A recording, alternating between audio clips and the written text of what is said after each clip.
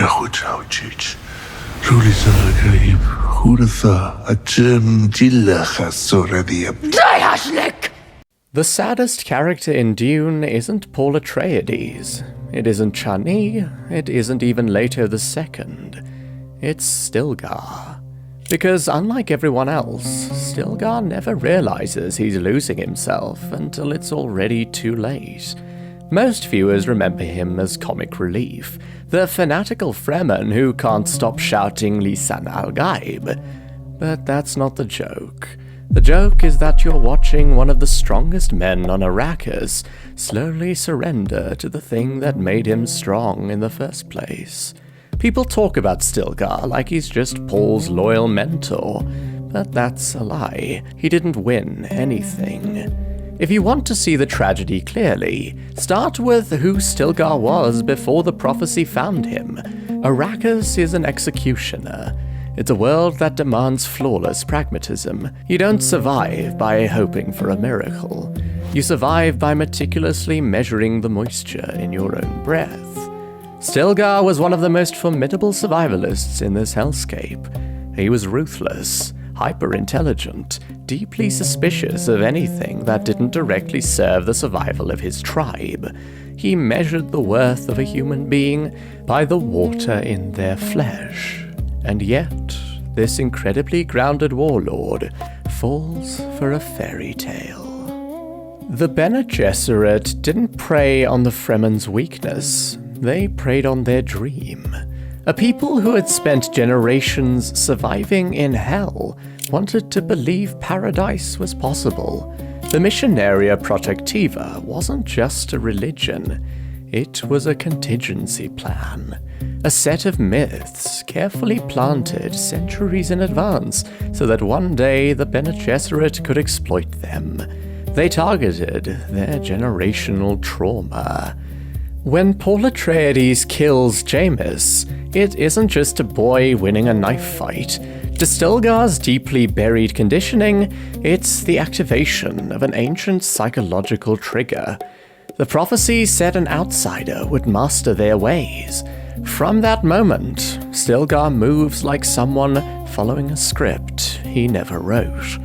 The most revealing detail is that Paul Atreides explicitly recognizes this. Paul looks at Stilgar, a man he deeply admired, and notes with horror that the Naib is gone, replaced by a mere receptacle for awe and obedience. Paul literally feels the ghost wind of the jihad blowing through the room, because he knows he hasn't gained a general. He has watched a leader become a believer.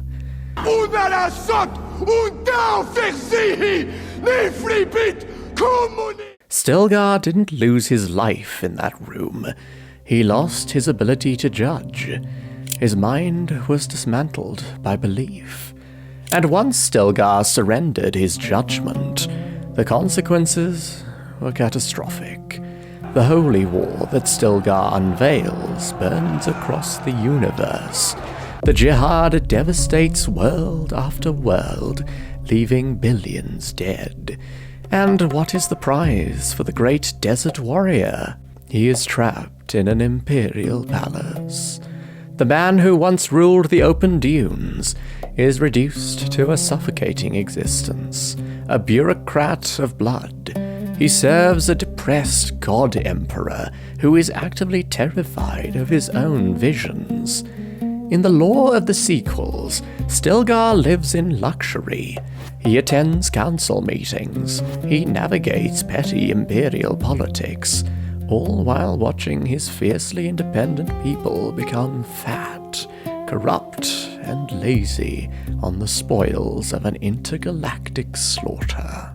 Stilgar becomes one of the chief enforcers of the new empire, traveling to other worlds to crush indigenous rebellions. The very atrocities the Harkonnens committed against his people on Arrakis, Stilgar now inflicts on innocent star systems in the name of his messiah.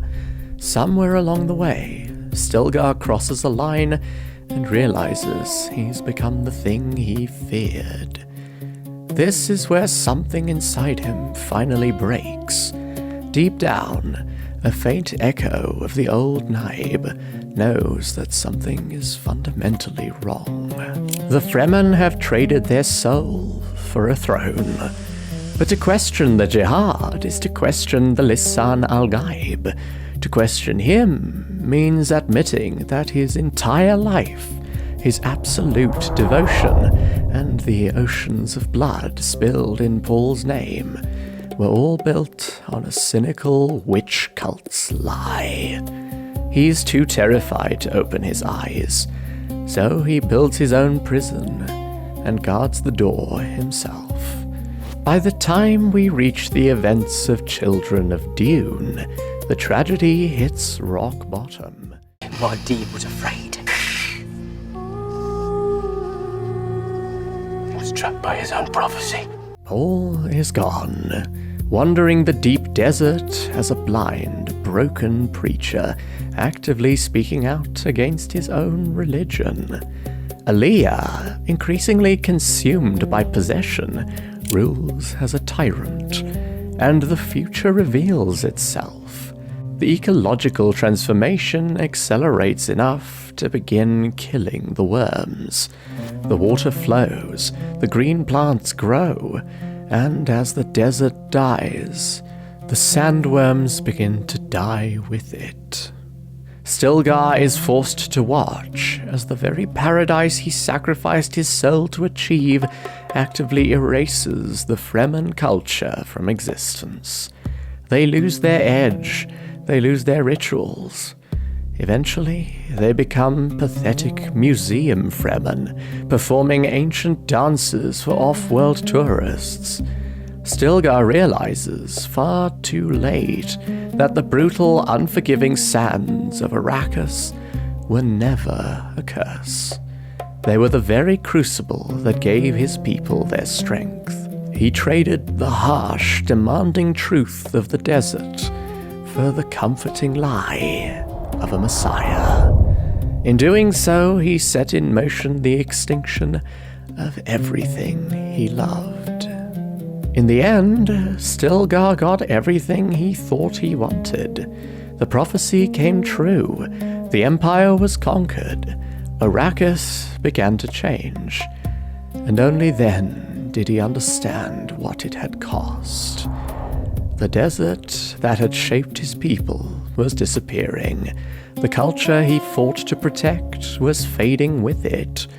And the Messiah he devoted his life to serving had spent years trying to stop the future Stilgar helped create.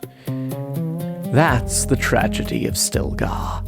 He spent his life protecting the Fremen from the dangers of Arrakis.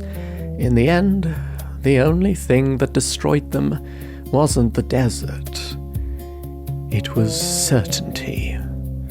And by the time Stilgar understood that, there was nothing left to save.